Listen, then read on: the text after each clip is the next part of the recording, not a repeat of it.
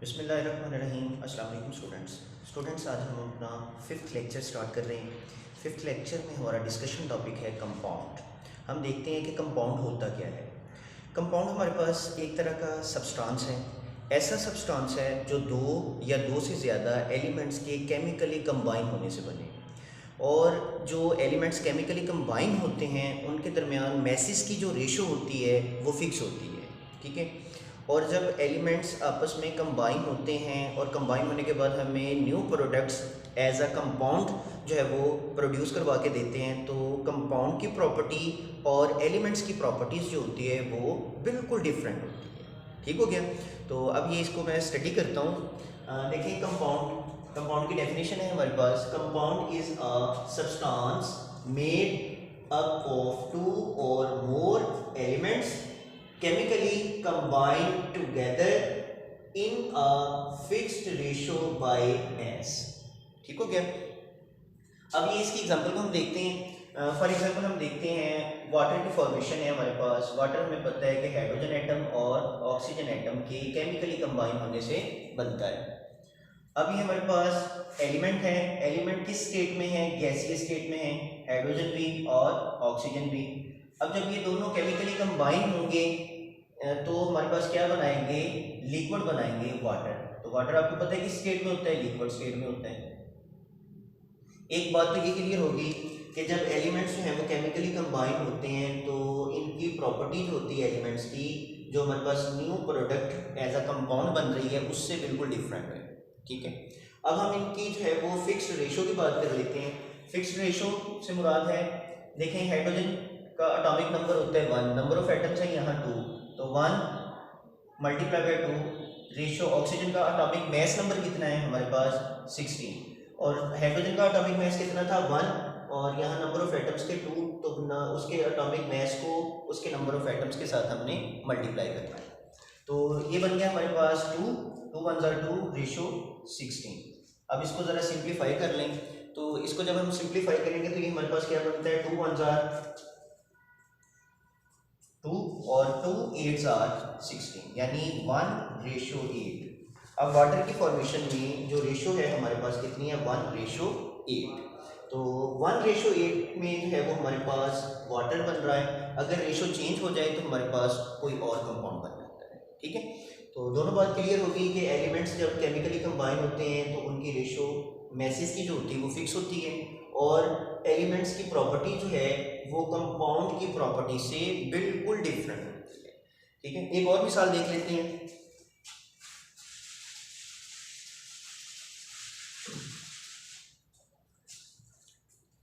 Carbon dioxide, यानी ये carbon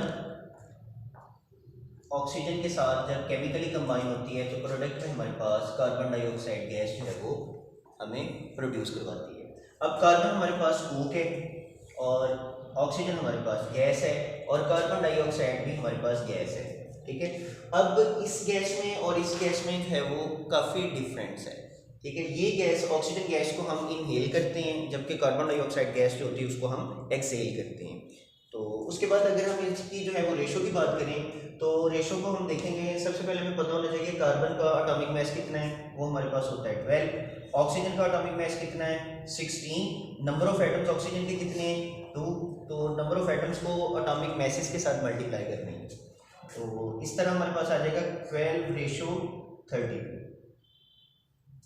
अब इसको सिंप्लीफाई करना है तो कर लें। 4 पे जो है वो इजीली सिंप्लीफाई हो जाएगा। 4 के साथ करें। 4 3s are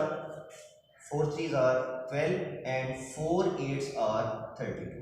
अब कार्बन डाइऑक्साइड गैस की फॉर्मेशन में हमारे पास जो रेशो है वो है 3:8। ठीक है। यानी 3:8 से जो है वो हमारे पास कार्बन और ऑक्सीजन की कम्बिनेशन से कार्बन डाइऑक्साइड गैस जो है वो प्रोड्यूस होती है एज अ कंपाउंड। उसके बाद हमारे पास कंपाउंड्स की टाइप्स हैं। कंपाउंड्स की हमारे पास 2 टाइप्स होती हैं। एक होती है आयोनिक कंपाउंड्स और दूसरी होती है कोवलेंट कंपाउंड्स। आयोनिक कंपाउंड्स क्या होते हैं स्टूडेंट्स? आयोनिक कंपाउंड्स हमारे पास होते हैं आयोनिक बॉन्ड के रिजल्ट्स में जो हमारे पास प्रोडक्ट बनती है उसको हम कहते हैं आयोनिक कंपाउंड्स। ठीक है। अब ये देखें, आयोनिक कंपाउंड्स को मैंने डिफाइन किया हुआ है। Ionic compounds that contain oppositely charged ions अब ऑपोजिटली चार्ज आयन पर ये मुश्तमिल होते हैं। ऑपोजिटली चार्ज आयन जो होते हैं वो किस तरह एक दूसरे के साथ बंधे होते हैं या जुड़े होते हैं, held together by ionic bonds. और ऑपोजिटली चार्ज आयंस जो होते हैं वो आयोनिक बॉन्ड के जरिए जो है वो आपस में जुड़े होते हैं। ठीक है, आयोनिक बॉन्ड क्या होता है? ऐसा बॉन्ड जो इलेक्ट्रॉन्स के मुकम्मल ट्रांसफर होने से बने, यानी the bond which is formed by completely transfer of electrons from one atom to another atom. तो इसकी डिटेल हम चैप्टर नंबर 4 में अच्छी तरह स्टडी करेंगे, तमाम टाइप्स ऑफ बॉन्ड्स की। ठीक है, उसके बाद आ जाते हैं हैव क्रिस्टल लेटिस। अब आयोनिक बॉन्ड्स क्या रखते हैं? Have crystal lettuce. अब क्रिस्टल लेटिस को समझ लेना है। क्रिस्टल लेटिस क्या होता है? ऐसा कंपाउंड जिसमें एटम्स, आयंस या मॉलिक्यूल्स जो होते हैं वो एक रेगुलर पैटर्न में अरेंज होते हैं, उसको हम कहते हैं क्रिस्टल लेटिस। हम एक एग्जांपल देख लेते हैं, सोडियम क्लोराइड। हमें पता है कि सोडियम पर पॉजिटिव चार्ज होता है और क्लोरीन पर नेगेटिव चार्ज होता है। अब ये देखते हैं, ये sodium positive charge, chlorine negative charge. इसी तरह क्लोरीन सोडियम, सोडियम क्लोरीन। अगर स्टूडेंट्स हम ये लिख रहे हैं सोडियम क्लोरीन के लिए हमारे पास सेम चार्ज स्पीशीज क्रिएट हो जाएगी, तो ये क्रिस्टल लेटिस को जो है वो मतलब एक्सप्लेन नहीं कर पाती। इसलिए हमने एटम्स, आयंस को जो है वो एक रेगुलर पैटर्न में एक सीक्वेंस के साथ अरेंज करना है, वो हमारे पास कहलाती है, जो कंडीशन है वो हमारे पास क्रिस्टल लेटिस कहलाती है। अब sodium positive, chlorine negative, chlorine negative, sodium positive, chlorine negative, यानी ये एक रेगुलर पैटर्न के साथ हमारे पास अरेंज हो रहे हैं, उस कंडीशन को हम कहते हैं क्रिस्टल लेटिस। ठीक है, अब जब इनके हमारे पास क्रिस्टल लेटिस बनेगी तो हमें पता है कि ऑपोजिट चार्ज स्पीशीज जो होती है वो एक दूसरे के लिए अट्रैक्शन की एबिलिटी रखती हैं, यानी ये पॉजिटिव इस नेगेटिव की तरफ अट्रैक्शन रखेगा, ये नेगेटिव इस पॉजिटिव की तरफ, ये नेगेटिव इस पॉजिटिव की तरफ, ये पॉजिटिव इस नेगेटिव की तरफ, ये पॉजिटिव इस नेगेटिव की तरफ। अब क्रिस्टल लेटिस की वजह से क्योंकि इंटरमॉलिक्यूलर फोर्सेस जो होती हैं वो स्ट्रांग होती हैं, इस वजह से इनका मेल्टिंग पॉइंट और बॉइलिंग पॉइंट जो होता है वो ज़्यादा होता है। ठीक है, have crystal lettuce and high melting and boiling point, और इनका मेल्टिंग और बॉइलिंग पॉइंट भी ज़्यादा होता है आयोनिक कंपाउंड्स का। अब आगे की एग्जांपल है हमारे पास सोडियम क्लोराइड है, ये आपके सामने है। सोडियम पे पॉजिटिव चार्ज, क्लोरीन पर नेगेटिव चार्ज है। उसके बाद पोटाशियम क्लोराइड है, इसी तरह कैल्शियम क्लोराइड और मैग्नीशियम क्लोराइड जो है वो इनकी एग्जांपल है।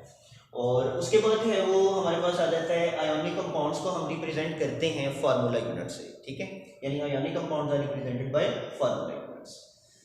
नेक्स्ट में हमारे पास आ जाता है कोवलेंट कंपाउंड्स। कोवलेंट कंपाउंड्स क्या होते हैं? ऐसे कंपाउंड्स होते हैं जो इलेक्ट्रॉन्स के बाहमी इश्तराक से जो है वो बॉन्ड बनाएं, वो हमारे पास क्या कहलाते हैं?